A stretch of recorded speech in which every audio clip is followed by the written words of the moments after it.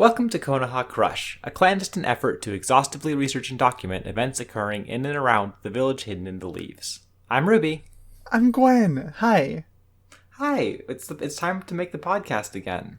Yeah, it is. How have you been? How's this past week been for you? It's been good. I've been streaming more. It's a lot of fun. It's a lot of fun. And I bet you haven't been watching anime because you've been streaming so much. This is my aspersion of casting on you. It could be completely false. Yeah. Oh, was I right, actually? Uh-huh. Okay. I mean, like, I've been keeping up with stuff, but I'm definitely at the point of, like, watching seasonal anime where it's like, yep, I'm watching the same things, and, like, I don't have a super, like, clearly defined thing to say about them every week. It's just like, yeah, this show's still fun, and this show's still fun, you know? It's not really, like, a very substantial segment for a podcast. Wait, you were wrong. I was wrong? I watched one thing, and I just remembered. What was that? I've seen, like, half of the first season of Blood Blockade Battlefront. Oh, hell yeah. Yeah. That's like the second best Rie Matsumoto show. Yeah, I've heard that. For me, probably. From you, yeah. How are you liking it? It's good. It's very stylish. I like it when the attack names come on screen. It's good shit. You can't go wrong. It's really good shit. Yeah, but I've been watching that with Gray. Mm-hmm. I was thinking that was probably the case, because I know Gray watches that, like, to watch that with people. Yeah. And, yeah, it's been great. It's been a lot of fun. I gotta make Gray watch Kyosugi at some point. You also gotta make me watch that. Yeah. Gotta make everybody on the planet watch Kyosugi at this point. If you're listening to this podcast and you haven't watched Kyosugi yet, fucking fix that. What's wrong with you? Yeah, what the hell? Gwen's, like, provisionally allowed because she is, like, one of the hosts, but, like, clock's ticking. Yeah, I'll get to it as soon as I'm done with Blood Blockade Battlefront, okay? Okay, alright, I'm taking your word for this, so don't fucking betray me. Yeah, no, like, I definitely want to. Like, it's not like I don't want to. Mm-hmm. Just 10 episodes to watch. It's a quick one to knock out, and it's fucking incredible. You and me should sit down and just watch all of it in one sitting. That's very possible. Yeah, other than, like, seasonal anime watching, I guess I've been reading Berserk. Like, I started that up, and I'm, like, definitely early on enough that I don't really have a ton to say. It's, like, the kind of thing where it's, like, it's, I'm having a great time reading it, largely. There's definitely times where it is, like, kind of incautious with some things in a way that I would find, like, more off-putting if I didn't have an idea of its reputation. Mm-hmm. But, like, you know, I don't know. Like, I'm not going to get, like, super granular on the first, like, 15 chapters of Berserk or whatever that I've read. You know, you probably know what Berserk is if you're listening to this. Yeah. But that's a pretty cool comic, and maybe I'll have more to say about that later when I have, like, a better idea of what the thing is. Yeah, I'm excited to see what you have to say, because I have read all of Berserk, but, like, most of it was years ago. And then I started reading the chapters as they came out, which was, like, you know... Mm-hmm. That's, like, an experience, I hear. Mostly of waiting. Yeah. Mm-hmm. But, you know, it's fun. Guts is like a guy. He's got a big sword. It's pretty cool. There's a little elf. Yeah, so, you know, I guess when I have, like, a more defined thing to say other than, like, yeah, this is a cool seeming comic, I'll touch base with you on that. We can talk about that on this podcast, probably. Yeah, awesome. But other than that, yeah, I think I'm ready to move on to our episodes this week. Okay, yeah, great. Oof, boy howdy. Boy howdy. Episode 48, Gara vs. Rockley. The power of youth explodes. Choji's feeling down about there only being strong guys left to fight, so Asuma promises to take him out for barbecue if he goes through with his match. Gara sees at Choji's excitement. Kankuro heads over to chat with Naruto, hoping to gain some info on Neji, but all he gets out of Naruto is his drive to kick Neji's ass. The next match is called. It's Gara vs. Rockley. The match starts and Rockley goes to town, but Gara's sand has no problem keeping up as he stands still, arms crossed. Kankuro explains to Naruto how Gara's sand moves on its own. Gara goes on the offensive and grabs Lee by the ankle and throws him against the wall. Sakura wonders why Lee is only using taijutsu, and Guy explains that he can't use ninjutsu or genjutsu. Despite an amazing show of taijutsu, Rockley's on the back foot and gets tripped up by sand.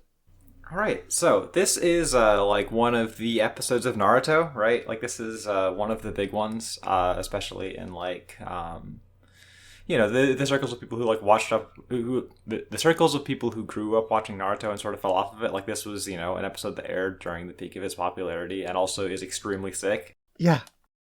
So it's definitely one of the ones that stands out. And it is definitely like fucking incredible. This is another Toshiki Suru episode, directed and storyboarded by him. Animation direction by Hirofumi Suzuki. So like, I mean, like there's a lot of like his hallmarks, both like a very like concise like ability to bring the appeal of the material onto the screen, and with like an experimentation with a lot of early digital techniques. We get a bunch of that in this episode. And as far as key animators go, it's like basically just like a list of like, here's the guys that are on Naruto that you want to see. It's not everybody, but it's a whole lot of them. I mean, we've got a lot of the like just solid people who are on the production for a long time. We've got Chiyuki Tanaka, Toshi Izakaya, Masaru Kyoto, Atsuko Inoue, and we've got Nozomu Abe, and then also we've got like absolute legends like Norio Matsumoto and Tetsuya Takeuchi. All people I've talked about on this podcast before. It is an episode that you can definitely tell. It's like, oh yeah, they got like most of the guys that you can like trust to pull in like a really like strong performance like that were on this show regularly at this point. Like there's a few who weren't quite there. Like Koji Yabano isn't there because he's like worked on, it feels like half of the episode that isn't in this arc doing little cuts, but like it's most of the people. Yeah, and like what if there was an episode to fucking do that on, it's this one. Like holy shit. Yeah, I feel like the other thing that's immediately notable about the production of this episode is that if you look at the credits in this one, you'll see that Toshiyuki Suru and Hirofumi Suzuki, in addition to their standard roles of episode director and storyboarder and animation director respectively, they're also credited as 3D background art, because in this episode the room is like CG the entire time, basically. Yeah, I noticed that. There's also a third person credited for CG background art, Shinji Yanaginuma. This is definitely an episode that is like experimenting with the possibilities of like working with a CG environment, like placing characters in that CG environment, and I think it does a lot of really interesting things with that I'll talk about as we go through the episode. Like I think it's very interesting because it is definitely like, if taken as an argument for the like strengths of this style of production, like it definitely feels like, oh, here's like a thing you can use it for, more than like here's a way that everything can be done. Like it is a style of production that works so well for this episode because the entire thing just takes place in one room. Yeah. And it is like the kind of environment that we saw in previous episodes that like, unless you had a backdrop like drawn really specifically, the scale of everything just fucks up because you have big measurement lines on the ground. Yeah. And this is definitely an episode where like everything feels like very consistently scaled and placed throughout the room, and I think it like, I think it's pretty impressive to just kind of nail that. Like at this time when like CG environments and stuff and that sort of thing are like so much less widespread. Like right here at the start of the episode when everybody is just talking, there's a lot of shots that are very they are like framed with this real sense of depth, like give you an idea of like, oh, here's all the people in the background, and here's like, you know, the way that these like railings up on the side of the room are laid out, and like there's sort of a dual purpose to this, both in the sense it's like, yeah, it creates appeal to have these shots with this level of depth, and then also it's just sort of like on a much more subtle level, it's giving you this very clear idea of like, okay, here's where everything is, here's all of these reference points for like what the room is like, so once the action picks up, you can really follow like what's happening very cleanly the entire time. I think it's very smart to pull that off while also making like a bunch of really interestingly composed shots. Yeah, this episode just looks fantastic. For sure. Sorry, I didn't mean to cut you off. No, I was just saying like I don't even know what else to say about it right now, just because like we haven't really gotten into a lot of the episode proper. Do you want to like? Yeah, let's get into the actual events of the episode, I suppose. I feel like I've said enough about the basic production level of it, but... Yeah. I mean, like, I'll have more to say as we go on, but, just up at the top. I thought the bit with Choji at the beginning was actually pretty fun. Yeah, this is like a pretty... Like, it's still, like... Right, it's still kind of Byron, like, oh, Choji is the guy who eats stuff, but it's also like, oh, you know, here's Asuma being, like, kind of a shitty guy, but knowing how to motivate this kid in, like, a fun way. I like him being like, yeah, don't worry, I'll step in. Everybody's just, like, kind of giving him the side. It's like, you were the one guy who didn't step in. What's that about? Like, he's just kind of a shitty dude in a way that's very funny to me, because I feel like he gets kind of like he gets cast in a way more serious way throughout the rest of the show. So just seeing him being like, he's just sort of a scumbag, it's really funny. It's really fun. And even beyond like the way that like Choji is and stuff, and then the way that Asuna is like handling him and stuff, just like the framing of the events to be like that like misdirection, mm-hmm. in a way that's even called out by Shikamaru.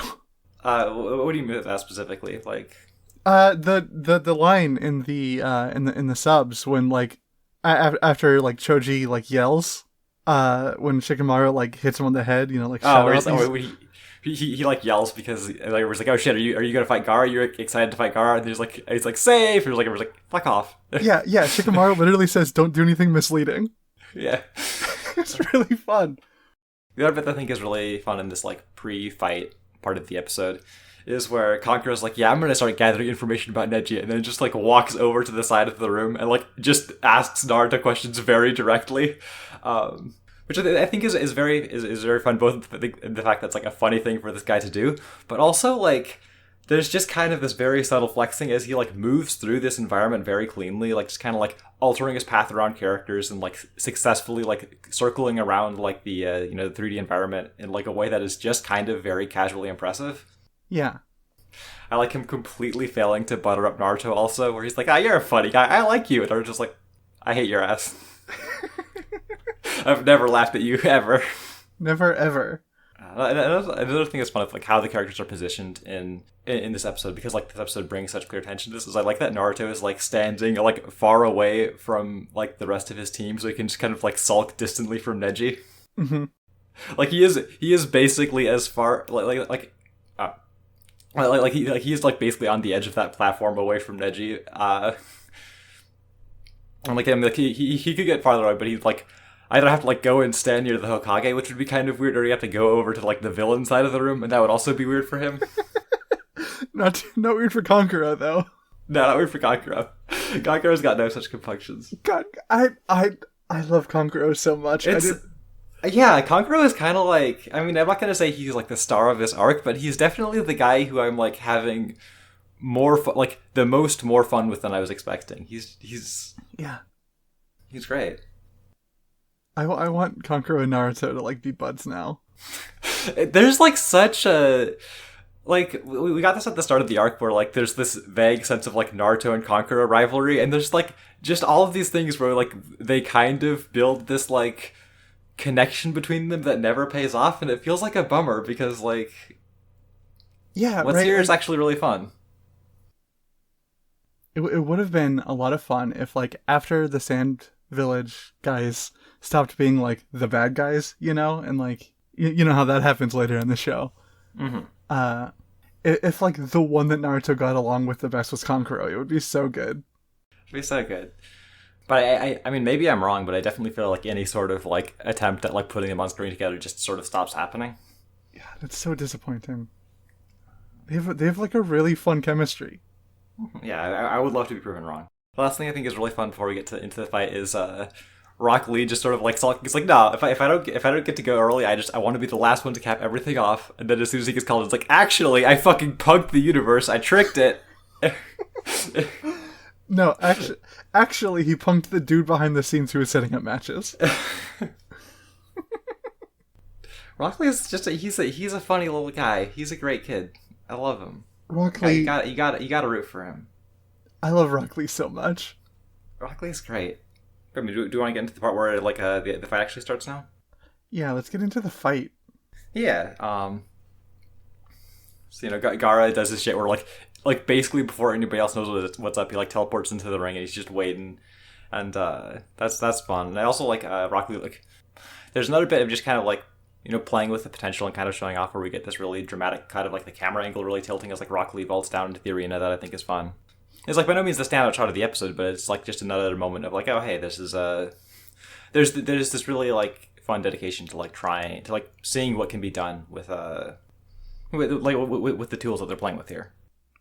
I mean, I guess I don't have anything like more to say before like the action really starts going. We get those like really great rotating cuts of like Rockley sort of like battering against the sand as the camera just swings around, and because we have those like.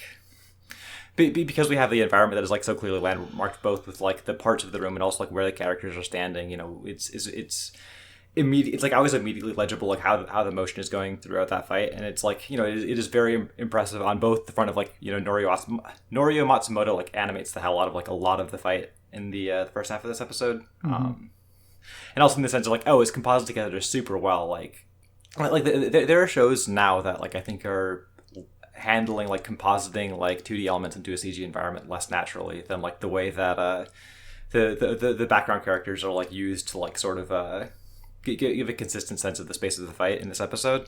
No, I was just gonna say it looks so fucking good. It looks so fucking good. Like I haven't said it yet, and I've been dying to. It just looks so fucking good. Yeah. When he's like jumping around, and the camera's around, he's pulling out the kunai, he's like slashing at the sand. It's like Yeah, it's just like it gets your blood pumping. You're excited about it. It's fucking cool. It's so fucking cool. This is like another one of the episodes that like a lot of animators list is like, oh yeah, I saw this when I was like in high school. It was like, oh, I know what my job is now. Yeah. Like I totally get that because it is just the coolest shit.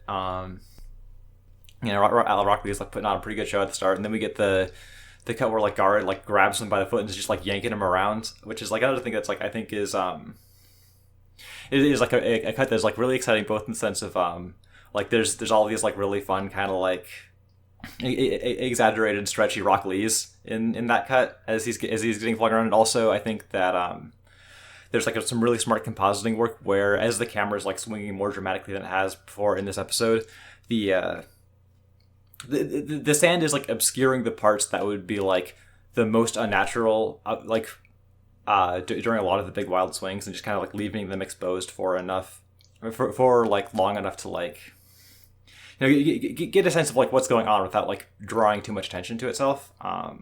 It's another cut that is like it's really really smartly composited. Can I say that like genuinely I love how scrawny Rockley is. Mm-hmm. He's fucking skinny as hell. He's like a small guy. He's just a little guy. He's just a little guy.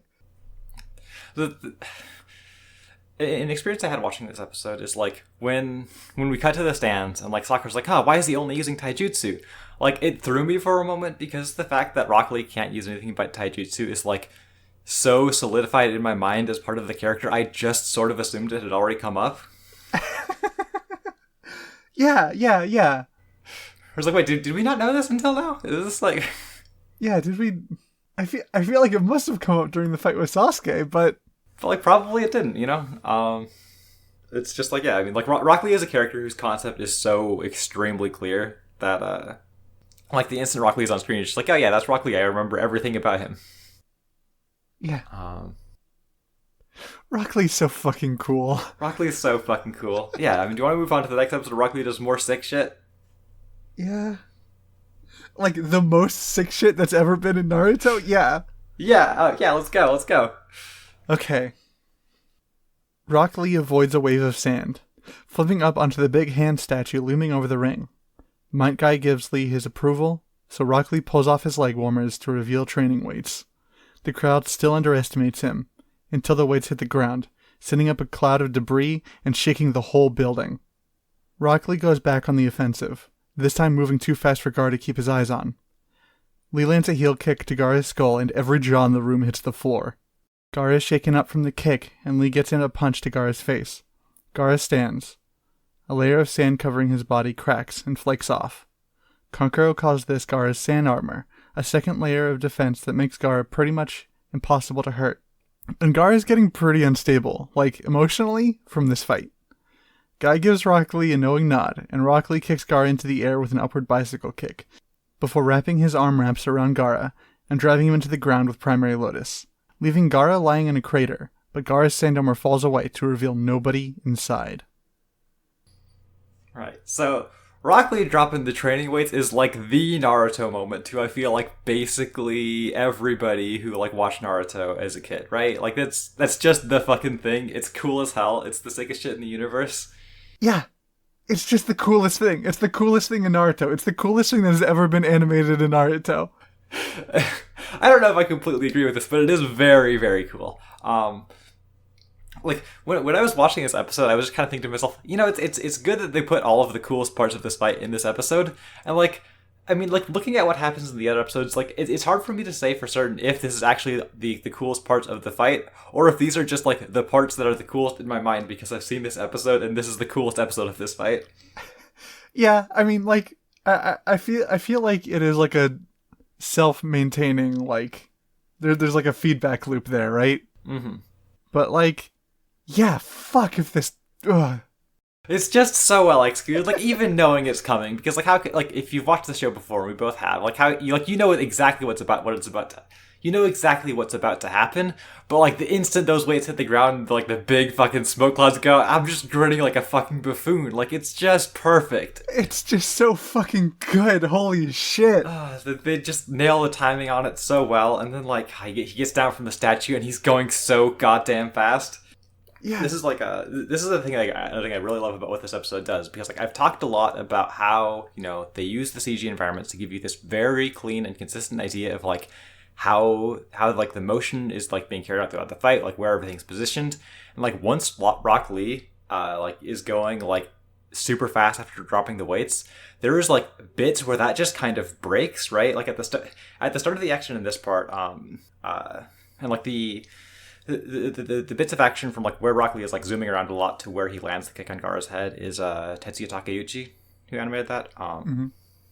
Another great animator who talked about previously in previously at the end of the Zabuza arc. But like in this scene, there's like all of these moments where like it's like cutting super erratically and like the shots are like framed super close in, and so we don't actually get that sense that has been so like deliberately maintained throughout the rest of the episode. And it's like, I just don't know exactly what's happening because he's just going too fucking fast, and Gara doesn't know what's happening because it's going too fucking fast, and it like sells that super well even before we get to like the more directly readable cuts where it's like panning around again and we see like Gara like struggling to turn around as he's just zipping all over the place. Yeah, it's so fucking strong.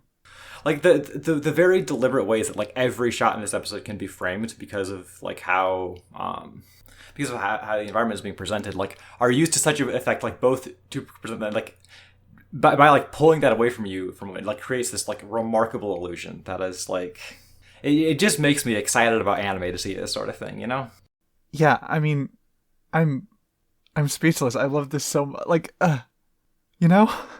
Yeah. Like I have no doubt that we have some listeners that just like aren't watching the show along with us, and like that's cool. Mm-hmm. But you should watch this one, right? Like even if you've seen it before and it's been a while, just go watch it again. It's 20 minutes. It's like,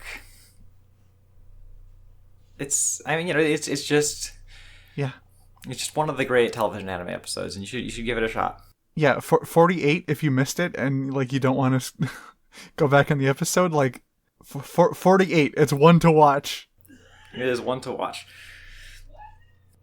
Also, like, when Rockley gets the kick out on Gara's head, it looks fucking great. Like, it just like plays it again 4 times in rapid succession.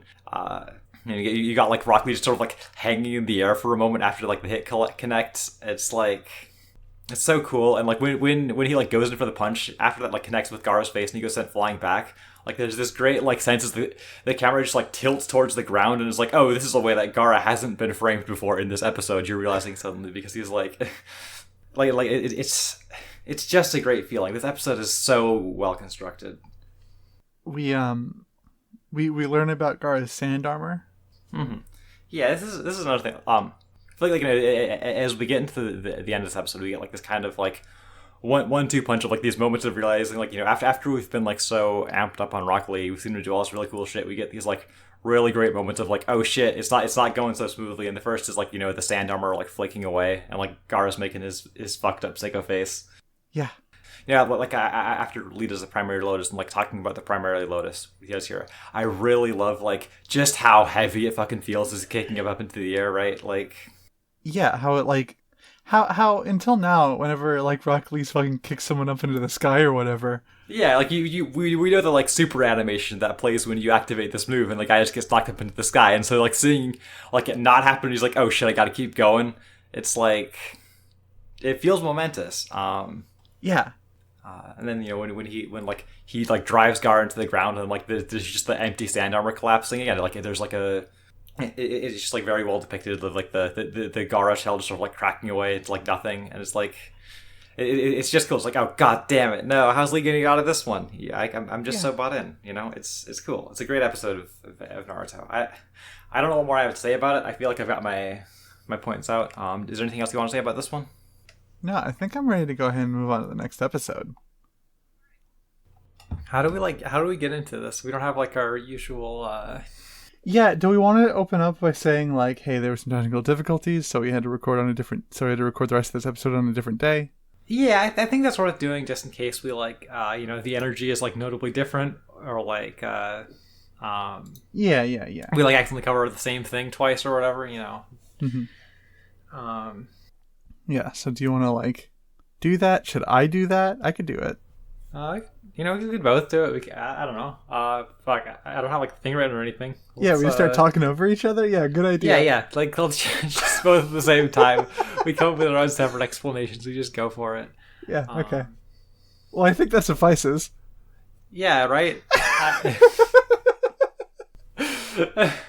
But yeah, I mean, okay, I don't know how much of that's getting put in the podcast, but like basically we were recording the rest of this episode a week after the previous part.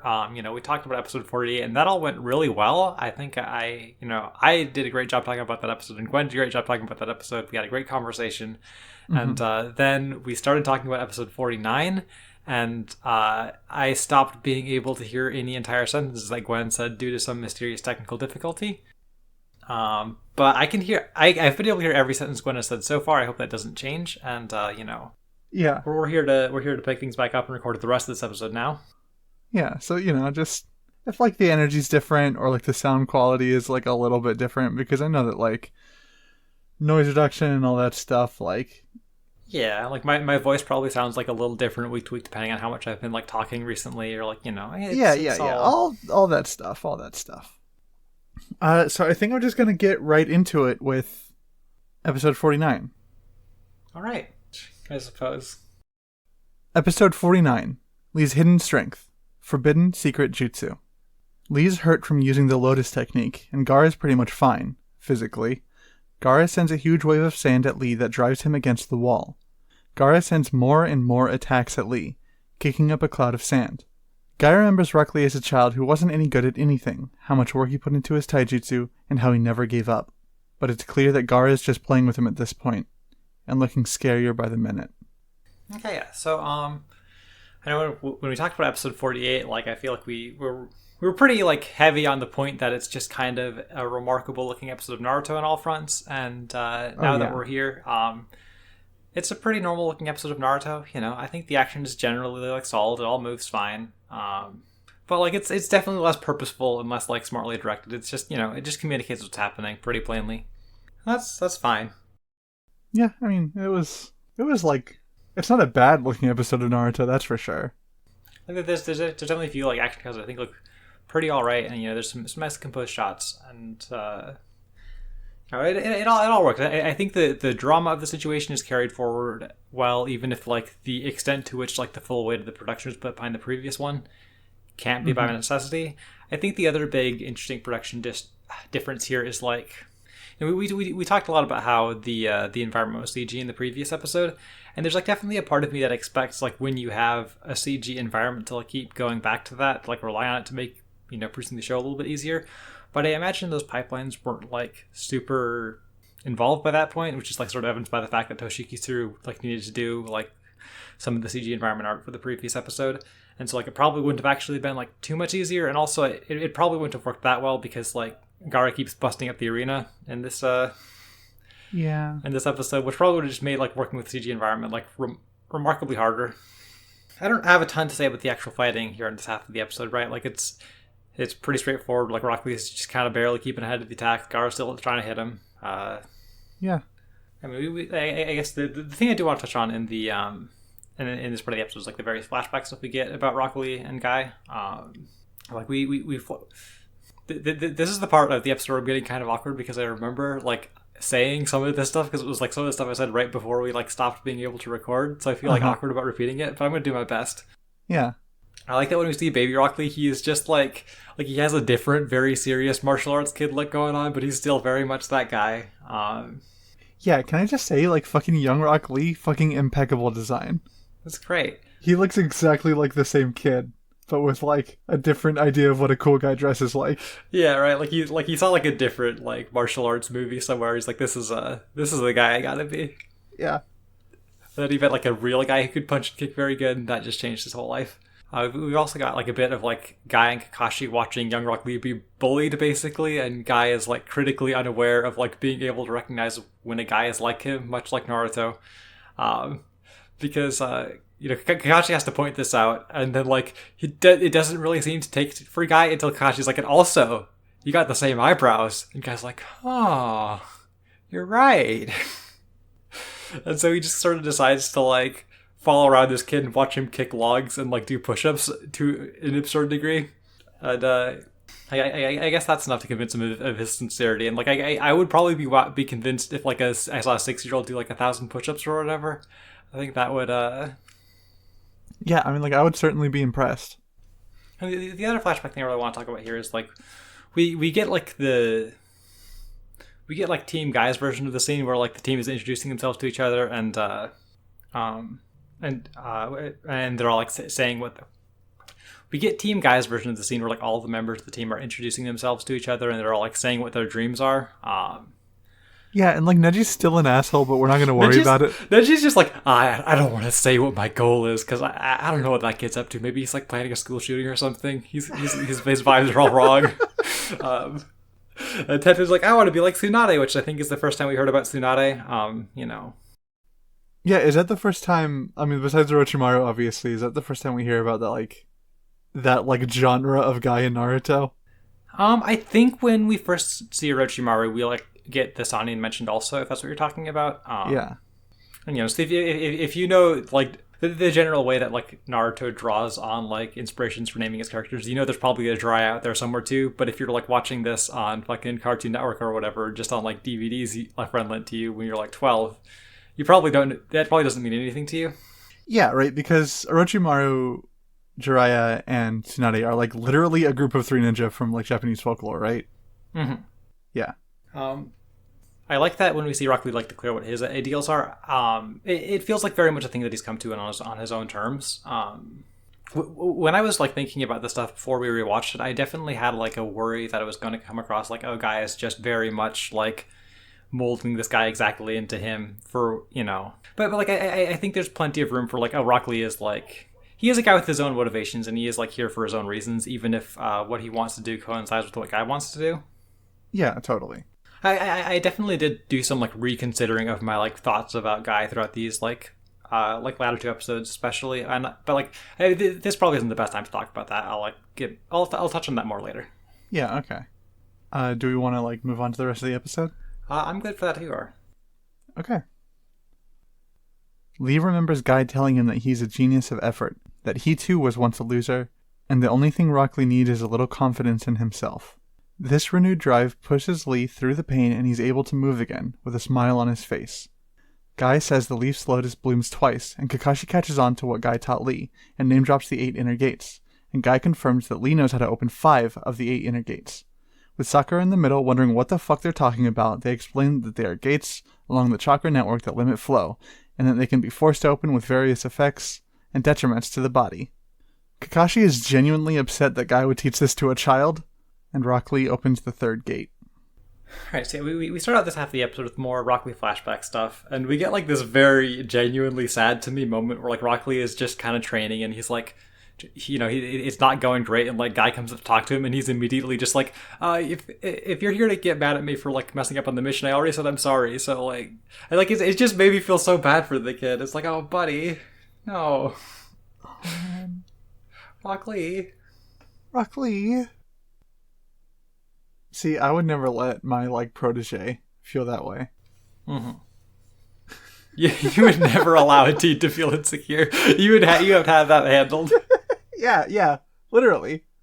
He's not even a teen yet. This flashback, is he? Like, yeah, he would be like. Did he have the headband?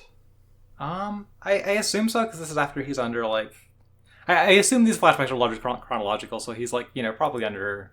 Yeah, right. So he's like Naruto years old.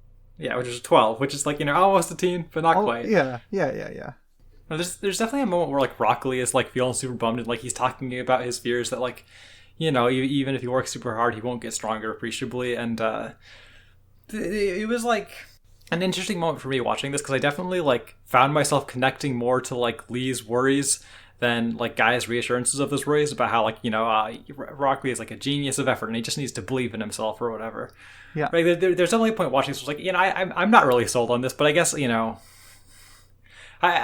can set that aside and I can find myself like believing that like this means a lot to Lee to have Guy just kind of like express a belief in him and like a real support in him in a way that he hasn't really had before. Yeah, totally. And like even if you like agree with the kid and you're like, yeah, you probably won't get that much stronger realistically. Like you're not gonna tell the kid that. Well, yeah, but I mean, yeah. More that I just feel like Rockley's anxieties feel like very like grounded and real, even if they are in the context of like trying to be super powerful ninjas. And Guy's solutions are like, well, here's the thing you tell a shonen manga character to inspire them. But I can resolve that distance in my head pretty cleanly. Yeah. Also, like, Guy knows a lot about taijutsu. He's like the guy of taijutsu. Ruby. Yeah. Good one. Listen. It wasn't that good. Yeah, but like, if he believes that, then I believe it, right? Like he knows. Yeah, right. He knows better. Mm-hmm. Like I definitely buy that. Like, yeah, Guy is making a very meaningful gesture to him here. Yeah, and like factually, Guy was right. Yeah, Rockley is fucking cool as hell. Yeah, Rockley kicks ass. We are here to record this podcast and say Rockley is fucking awesome. I mean, like. To the point where I have like literally no idea why Rockley thinks he can't just like annihilate Neji. Yeah, I feel like he could probably like kick the shit out of him, frankly. Right, because what's he gonna do? Make him not able to channel chakra? Like I sort of assume that Rockley is using some amount of chakra in his just regular fighting, and so he probably would like. Yeah, right. Like inhibit it somehow to like some extent, but like it wouldn't be as bad as like someone trying to use the gentle fist on Neji. You could still punch him and kick him a lot. Yeah, you could still break his fucking nose. Well, I guess realistically the thing is like he probably just hasn't beaten Neji and he's probably kept trying, but I think Lee's got this. I think he's. Yeah, I mean, like I just think, like with the like Neji rivalry for Rockley, it's a lot of like that like anecdote where if you like tie a baby cow to like a fence post and then it grows up and as a big cow, like it won't go away from the fence post even though it could easily pull it out of the ground just because it grew up its whole life not being able to. Mm-hmm. I just think it's a little bit of like that situation, like he just needs to get out there and fight a few more people and he'll realize he could probably kick Neji's ass. Yeah, or just kick Neji's ass, right? Like yeah. Like any day now. Like whenever he wants, honestly. Well, I mean, maybe not. Neji's really got it coming, He's, yeah, maybe not anymore with the way this fight happens, but like he'll get back on his feet. Yeah. Every time guys like, Rockley, you will surely surpass Neji in one day or whatever. Like there's some way in which you're like better than Neji. And you're like, yeah, that's right. There is. He's definitely gonna do way better at Neji at surviving to the end of Naruto.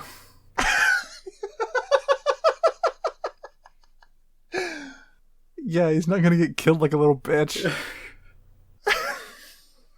I mean, like spoilers for Naruto, I guess. Yeah, but like this is a rewatch podcast. I feel like we're pretty liberal with Naruto spoilers. Like we're just kind of talking about Naruto in the context of Naruto as a whole all the time. Yeah. So it's fine. Sorry if you're like gonna be really bummed out that Neji dies though. I don't know why. Like if you're like going along with the show to the point where like that would be spoilers with you, like at this point I don't know why you would be like upset that he dies. I knew a Neji fan in high school, But like at this part of the show, I guess I'm not sure when he like turned around on the guy. He mostly shipped him with 1010, which I didn't really get either because 1010's never on screen. Yeah, that's awful. That's like actively as bad as it could be ever. Yeah, I mean, do you want to like get back to the episode a little bit? You want like, I guess the next thing I have to talk about is like, you know, once we get back to the fight and like Kakashi realizes what's up, and he's like, "Hey, guy, what the fuck?" Like I like I don't know. I do think this moment like really works. Like I love Kakashi being like, "Hey, guy, why would you teach a kid this? What's wrong with you?" And I also like that guy is like also like very defensive about it and also gets pissed at Kakashi in return. I think it's like a really nice point of drama between these two guys who are like. So, can I go on another tangent here? Oh yeah, what's your tangent? So like, are they just allowed to use forbidden jutsu? I guess so. I guess so. Right, like it doesn't seem like it's illegal in most cases. It's just kind of like it's a bad idea in most cases, so don't do this. Right, but like especially in this like regulation like tournament context, right? Like you feel like if certain ninja tools down the line aren't like accepted, that like forbidden jutsu would be kind of a no-go, but like we got Shadow Clone Jutsu, we got Rockley's horse shit. Mm-hmm. We got Gara's bullshit. Yeah. Like, I'm just wondering why even have the category of jutsu called forbidden jutsu. It's like a double forbidden jutsu that's like, all right, this shit will actually kick you out for. There's like it's just like a weird line that's like a, you know, individual referees have to make their call on, and when you make an ability, do you just call it that's like pretty strong? Do you just call it a forbidden jutsu to make it sound cooler? Maybe. I mean, it's what I would do. I would make all my shit forbidden jutsu. Hell yeah! Tell me about your forbidden jutsu, Glenn. Well, there's this one that's sort of a variation on the puppet stuff. Uh-huh. Where I'm not very good at controlling puppets long distance, so I have it hidden in a big weapon. Okay. That's a forbidden jutsu now. Yeah, usually people would do that one. Yeah, it's usually a bad idea because usually the advantage of the puppet is they can control at long distances, but like if you... Yeah, but like I'm pretty good at taijutsu and like I'm not very good at handling my puppets, so like, you know. Alright, yeah, I get it. That's a pretty good one. Yeah, it's like, it's a good, because it's a trick, because, you know, it's like, oh, that bitch has a big weapon, and then it like grows arms and like grabs you. Hell yeah. You're like kind of badass. Well, yeah. That happens. What about you? Do you have any forbidden jutsu? No, my jutsu are all very normal. Okay. Do you want to make some forbidden? We can talk about that later, maybe. Yeah, okay. Alright. Yeah, I mean, back to Guy and Kakashi, like, I mean... I don't know, like I like this moment as like sort of an extension of the idea we talked about on the previous episode of like both of these guys like don't really know how to handle children very well. Oh no. And they're both like kind of drawing their own lines of like what they can and should do. And I don't know, I think it's like even if it's something that winds up being like resolved between them fairly briefly after this, I think it's like I think it's like a nicely messy like brief clash between their two personal approaches. And yeah, Kakashi's like, guy, you're not supposed to teach your kid how to do that stuff. You're supposed to get your kid, put him in a situation where he gets the dangerous abilities, and then you step in to rein it back for him. Oh. Like I also definitely get like the extent to which this would be like this is like a much more concrete like, hey, this seems like a bad thing to do because it is the forbidden jutsu that does have the point where you just die if you do it. Yeah, but like he doesn't know how to do that yet. Yeah, it's okay. I'll just teach him how to get up to 7. We'll just stop there, and I'll hope that he's good with that. Yeah, when he turns like 25. Mm-hmm. I'll like give him a phone call and just give him the tip on how to do the last one. Just be like, okay, but like don't do it though. Like for real, just like don't. Yeah. So the thing that like last time I watched this stuff, I was like way more bought into like Akashi's perspective of being angry at Guy, right? And a lot of that comes down to the fact that like a lot of that comes down to stuff that like is introduced way later, like in the last like 50 chapters of Naruto, and like rewatching this now, I feel like it doesn't make a lot of sense to hold that stuff against it. But like, there's definitely a point where like we learn about how Guy's dad also learned the 8 gates and then passed them down to Guy and told him how he needed to one day sacrifice himself to the 8 gates and like find another people to like just sort of continue that cycle forever or whatever. And I think that stuff winds up making this all feel way worse. Because that is something that I missed. Mm-hmm. So I don't know anything about that. Yeah, right. And so like when I was looking at this through the perspective, like, Guy is like doing this weird thing of like molding Lee into like the image set by his own father and like kind of setting him on the path of like eventually exploding himself with this forbidden jutsu. It's definitely like a way. I just like it a lot less. But at this point, I'm willing to. I'm willing to just kind of buy into like what the show is putting in front of me right now, and I think this is the thing that works for me that gets made worse later more than it is the thing that just doesn't work for me. Like I can totally understand where Guy's coming from. At the like within the context of what we've been shown right now. Yeah, like especially within the context of like Rockley's whole situation, like that is how Rockley gets stronger. Period. Yeah, like that is the option available to him, and I mean to that extent, I really like. There's a bit where they talk about like the conditions for using the 8 gates, and I love how like Rockley isn't supposed to use the primary lotus unless to protect somebody. He's not supposed to drop the weights from his legs unless to protect somebody. But like the 8 gates, that shit is for you. You use that shit when you need to like. It's so good. It's like such a great moment, and like, maybe this isn't like strictly true, but like I definitely get the sense that is like a restriction that Lee takes way more seriously and is like able to adhere to more. Oh yeah, I think that's like super characterful. God, Rockley is so fucking cool. He's such a great guy. Do you have more you want to say about this episode? Not really. Do you just want to move on to the next one? Yeah, sure. Okay. Episode 50. The 5th gate. A splendid ninja is born. Lee's body is overflowing with chakra, and along with the 3rd gate, he opens the 4th. Lee starts to air juggle Gara before anyone has time to process the fact he sent him skyward with a kick to the jaw. Gara's armor is breaking away as Lee opens the 5th gate and hits Gara into the ground, but Gara converted his gourd into sand to soften the blow, so he's only extremely hurt, not a paste. Gara's done fucking around, and Lee's hurt worse still. Gara gets an arm and a leg with Sand Coffin. Rockley passes out, and Gara moves in for the kill before Guy intercepts. Gara can't fathom why Guy would do that for someone who lost, and Guy says Rockley is precious to him. So at the top of this episode, there's like this really weird line from Kakashi, where he's like watching Rockley like open all the gates and like go super, open the 5 gates and like go super like ape shit, and he's like, maybe he really is a genius. Just hard work can't get you this far. And it's like, it's very strange. There's this undercurrent, like I think it's more in this arc than in Naruto as a whole, about like hard work versus effort or whatever. Yeah, and it's like I think it's like a pretty oft repeated criticism of Naruto that like the show doesn't really actually invest that much in the position that like you can actually get super far with hard work because Yeah, like, the hard work guy is now being like, oh yeah, maybe he was just naturally gifted at this the whole time. Mm-hmm.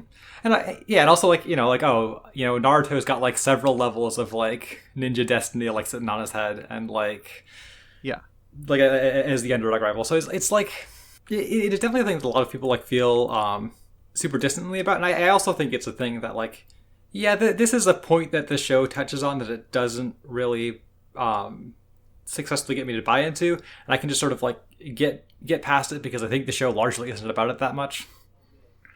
But it is definitely a weird moment here when Kakashi says this. The show is about how it's bros all the way down. Mm-hmm. It's nothing to do with hard work versus like natural talent. Mm-hmm. It's about being bros. It's about being bros. But I definitely find like a lot of the action in this part of the episode when Lee has the gates open and he's just flying around super fast kind of underwhelming. Like it feels like it's kind of just going through the motions to an extent without a great perspective on how to like display that sense of speed with any real weight. Yeah, it's like a half-second loop played for 4 seconds, right? Like, it's... Yeah, if like guards kind of like ping-ponging around the arena or whatever, and like, I don't know, like a lot of the framing is kind of stiff when he does his like big attack and like kicks Gara into the ground or whatever. It is like mostly like a static thing, and I definitely feel like it's supposed to be communicating like a lot of really rapid blows more than like one big hit. Yeah. Like it just feels like a lot of compromises and like an inability to really capitalize on like what we're supposed to like be seeing here. But like I mean, fortunately, like I'm bought in enough that like I'm not like completely taken out by it. I just I do have to know that sort of thing when it happens. Yeah, right. And like this isn't a very action heavy episode, like in the first place. So this like last bit of like residual action in the fight before it's over is like, yeah, like it's kind of a bummer that like Rockley's ultimate technique that he's like trying super hard on doesn't get to look very cool, but it's also all like we're all pretty heavily invested in the fact that Rockley is cool because of how good episode 48 looks. Yeah. Yeah, so Gara gets kicked to the ground and he's like fine because of his like sand guard thing, and also Gara is just such like a fucking ridiculous anime murder child. Like I love that he's like kicked to the ground. Everybody's like wondering if he's like even alive or whatever, and he's like instantly doing his like hand crush motion to kill this other kid. He's like a freak. Yeah, Gara is so fun here. Yeah. I love how much Gara is just like this really fucked up kid that has like no idea how to engage with the situation once it stops being about him like murdering this other kid. Because he's not like self assured about it like Neji is. He's just kind of like, well, this is the thing I do. Yeah, right. Like Gara is definitely the kid. Like, wait, this isn't what I practiced last night. Yeah, right. Like guy shows up, he's like, wait, hold on, people don't do that. And Baki's the dad's like, huh, Gara's never had anybody like show him any kindness and doesn't understand what being shown kindness is like. And I feel like that's kind of on you to an extent, dude. I don't know. I mean, he's like allegedly your student. I realize he basically just like point him off in directions and have him like kill guys, but like you could try a little harder. Yeah, you know what? As as the family member, as like the bigger cousin, like I have to take onus on this one too. that kid fucking scares the shit out of me.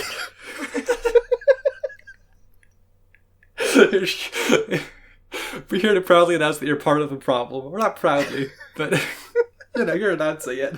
Like, okay, like to be fair, like we're not that close. Okay, in the first place, right? Like. I'm just like you're like putting on a pretty big show of like how you could be a good mentor to a kid, just not this one, right?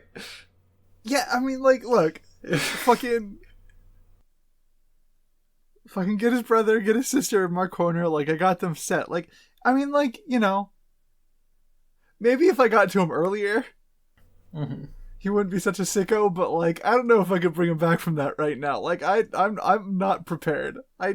I need a practice run or two before I tackle that bad all right. boy. This is like a high difficulty like childcare situation. You need to. Yeah. Not recommended for beginners. Yeah. But like, it's kind of amazing how much Gara is just kind of like, oh, my mood's kind of ruined now that this has happened. Like, I don't really know what's up, but I don't even want to crush him that bad anymore. Until like Lee stands up and like there's this moment where he turns around and is like, oh, maybe it's pace time though. But like, he's so mad. Gara is so mad. Like there's the bit where Hayate announces that the fight is over. Lee's been disqualified, and Gara wins. He's like, yeah, whatever. I don't want to fight anymore anyway. Yeah, that's all right. We should go ahead and move on to the next section. Right. Because all right. Yeah, because that's the part of the episode we're talking about now. Oh, right. Okay. I completely forgot about how we do this podcast for a moment. Let's move on to the next episode. Okay. The next part of the episode. Gara turns to leave as the winner is being called, and everyone's shocked to see Lee on his feet, despite some of his bones being powder right now. Guy moves to console him, only to find Lee's body stood up on its own while Lee was still unconscious. The match is officially called, and Naruto leaps down, passing by Gara on the way. One of the medical ninja pulls Guy aside to deliver some bad news. With Lee's injuries, working as a ninja ever again will likely be impossible. Guy and Naruto don't take this news very well. Kakashi steps in to prevent Naruto from causing more of a scene, telling him that Lee was too focused on his dream and let himself ruin his body in pursuit of it, and that Naruto is among the people Lee sacrificed himself to one day face. Kakashi apologizes to Guy for reacting the way he did about Lee knowing how to open the gates, and the next match is Dozu versus Choji. Rockley is so fucking cool. I'm so Rockley sad. is so fucking cool. It's like, it is such like a great moment where he's just like unconscious, standing back up. He just wants to prove himself so bad. I love that. I love that kid. I love him so much. Yeah, right. And like, even if he totally lost both that arm and the leg, like he could still be a one-armed, one-legged ninja. Like, who fucking cares? Like, he could do it. Yeah, we gotta believe in him. We gotta believe in him. But what were you saying about Gara? Oh, what was I saying about Gara? Doesn't fucking matter. He's so fucking mad. He won the so fight. Fucking mad. He won the fight, and he doesn't even get to be the coolest guy. It does not. God. There's a moment where like we cut to the stands and we see like Conqueror watching it. And he's like kind of bummed about it. Like, damn, even Conqueror was kind of rooting for Rockley a little bit. Okay, to be fair. Mm-hmm. To be fair. Yeah. I have an older brother. Uh-huh. And if my older brother had like some like sicko powers and was in like a fighting tournament against a guy who was just like the coolest guy in the world. Okay, Rockley, I mean, Gara is Conqueror's younger brother, though, right?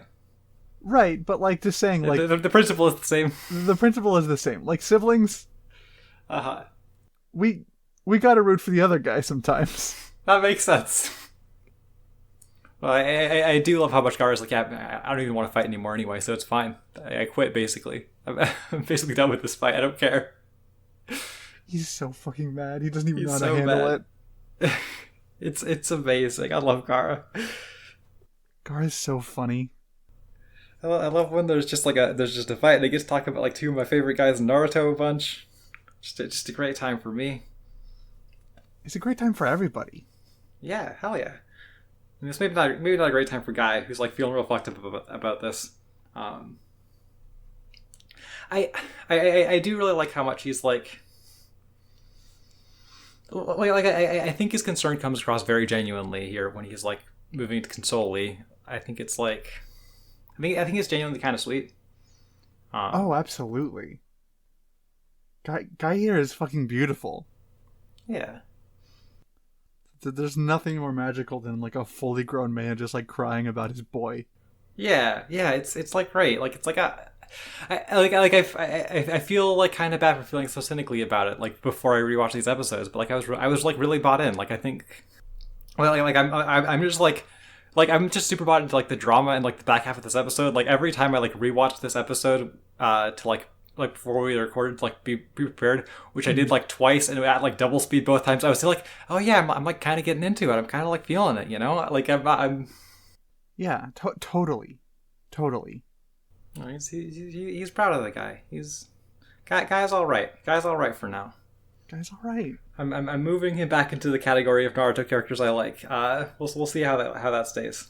Well, he's definitely going to be in there like at the end, depending on how long this podcast goes, because like he's such a fun character in Boruto. Oh, that's true.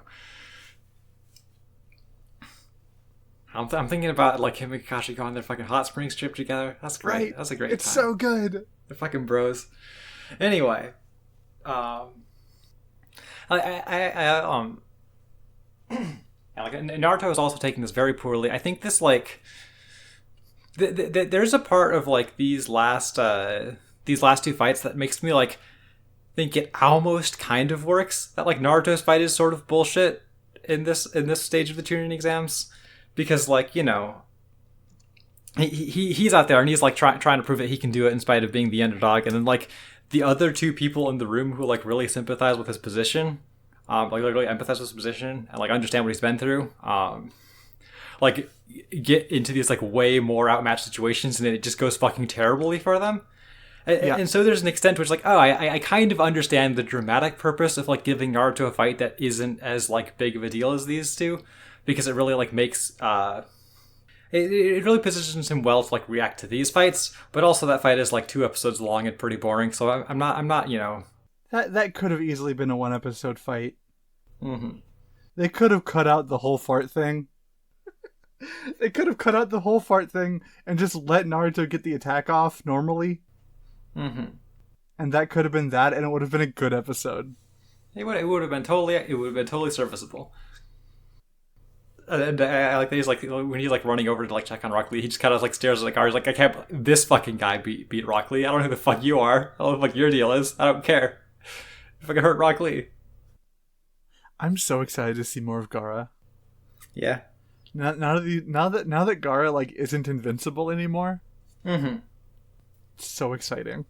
Like I'm with you there. I mean, like I think I've said in this podcast that Gara is probably my favorite Naruto character, and I expect that will probably continue to be true, unless like I really get surprised by somebody, or like just like Gara way less this time for some reason.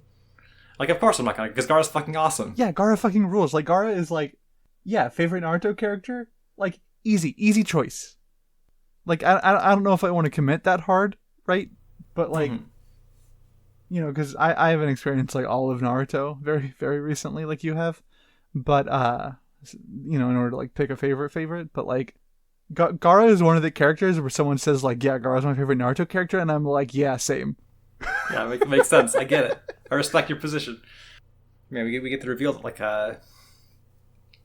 you know, Rockley might never be able to be a ninja again. Which, you know, I mean, we know Rockley will be back because we've seen Naruto before. And also, you know, are you kidding me? Everybody loves Rockley too much to let that be the case. Yeah. Like, after these episodes, of course he's coming back. Yeah, what, you're just gonna, like, let him not be in the show anymore? The coolest guy in Naruto? Well, it happened to Zabuza, so... Like, that guy died, though. This is just, like, a... Yeah, this is just different. This is just, like, comes back after a time skip. But, like, you know, even with, like, you know... there not being any question in my mind of whether or not Rockley's going to be okay. Like, I think the drama of this really works. I think I like buy how like torn up everybody about this is. I like that Kakashi has another one of those moments where he's like giving a speech to Naruto about like, oh yeah, I mean like Rockley did this because of how badly he wanted to fight like Sasuke and you and like all these other people, and like he was just that committed to that. And Naruto is like clearly kind of unsatisfied with this. Yeah, because like fucking. I mean, you know, that doesn't really seem worth it, does it? But, you know, Kakashi isn't the guy with the answers. And this is consistently one of my favorite things about Kakashi, is that he just doesn't know shit, really. He just doesn't, and we fucking love him for it. Yeah, it is really it is really the element that brings this whole thing together, is that like he is like the super cool and aloof guy, and also he doesn't fucking know anything. He's just as like he is just as much in it and like struggling without any like resolution to his like own emotional problems as these kids that are in his care. Yeah, right. Like Kakashi and I are literally the same age now, and if I had to tell Naruto something to make him feel better in this situation, like what the hell's going on vis-a-vis like Rock Lee and his convictions, like fucking I don't know, kids. Sorry, like shit sucks. Can we like leave? Can I buy you some ice cream? Can we go? Yeah, like obviously you can't leave, but I also like Kakashi going to apologize to Guy, and I like that the grounds of him apologizing to Guy is like, yeah, I mean, like I gotta be real, I probably would have done the same thing, like. Well, yeah, like Guy is like super remorseful, and like wondering what he should have done differently, and like you know, I mean, like it makes a lot of sense that he'd be like looking for an answer to something else, and I like Kakashi as his friend being like. Yeah, I mean, like, I get why you made this call, and I would have done the same in your position. I think it's like it's a great moment between them, right? Because Guy is totally looking for a reason to blame himself here, right? Like, Guy wants to feel responsible for this, and so I think it was like a good, I think it was genuinely something that Guy needed to hear from Kakashi to be like, yeah, I mean, like this kid, that is just the way that this child is. Like this is what it means to try and like support a child who is like in pursuit of something that probably isn't good for him, but you don't have any alternatives to like put him onto. So like it's great. I really like these episodes. I mean we got one more thing to talk about in terms of the actual events here. which is we get Dosu and Choji set up to fight. Yeah, and Dosu is like, I mean, he's not gonna die in this fight with Choji, but he's like really, really sealing the deal on himself, because we get this internal monologue of him being like, yeah, okay, I figured it out. Orochimaru didn't actually want me to kill Sasuke. He basically just wanted me to, like, run up against Sasuke and see how strong he was. I was basically just like a sacrificial lamb here. He's got it all figured out. And then he fucks up so bad because he's just like, but maybe I can make this work for me anyway by beating Sasuke. And it's fucking curtains for that guy. Sorry. Yeah, right, because, like, I mean, what else are you gonna do in that position? Just, like, hide? Just, like, go hide somewhere? Like, that doesn't work. Orochimaru can go wherever the fuck he wants. Yeah, but also, yeah, right, like, you have to be just, like, yeah, okay, I guess the only thing I can do here is just, like, keep doing the Chunin exams, and, like, maybe I walk home after. Yeah, like, maybe I actually would have been, I could be the special boy, maybe that goes well for me for some reason. Yeah, like, maybe regardless of the situation vis-a-vis Sasuke, like, I could do well enough to where I'm, like, somebody in his eyes. Like, that's all I want.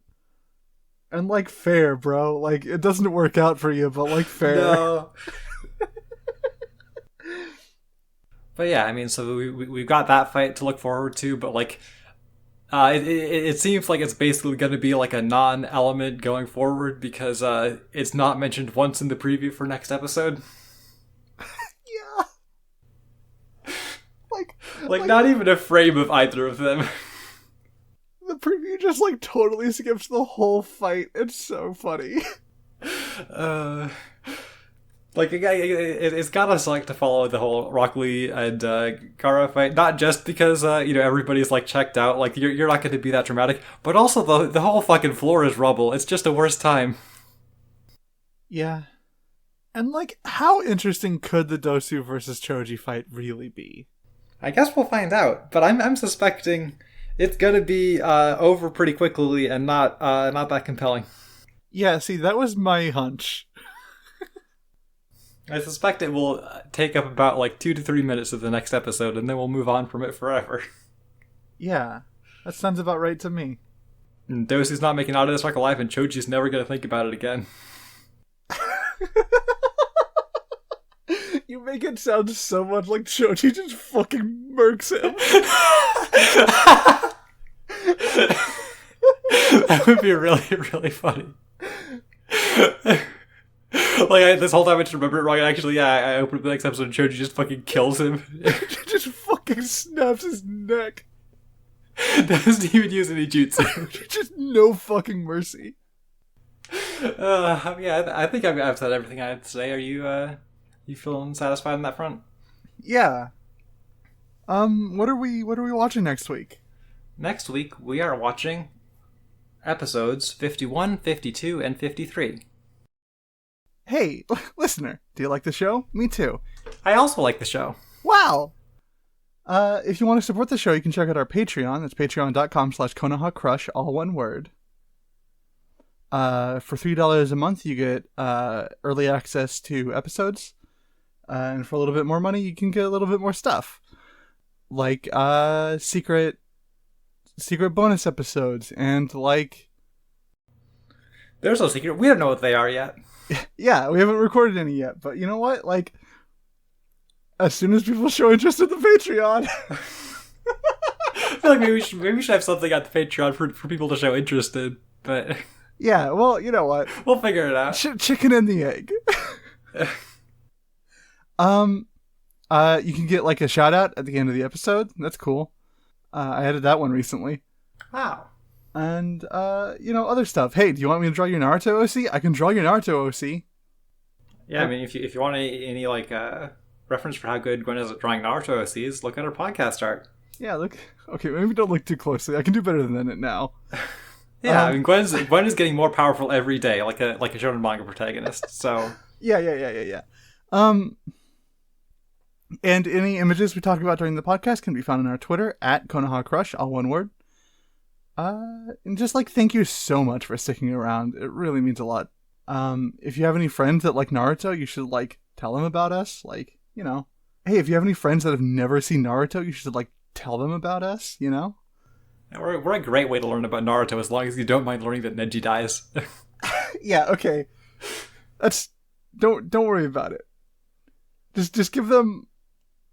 No, don't worry about it. That would be too much work. Yeah, no, just don't worry about it. It's fine. It's not going to affect their enjoyment that much if they know that Neji dies. It's mostly pretty funny that Neji dies. Yeah. But yeah, like thanks for listening. And, later, and remember, there's no such thing as filler.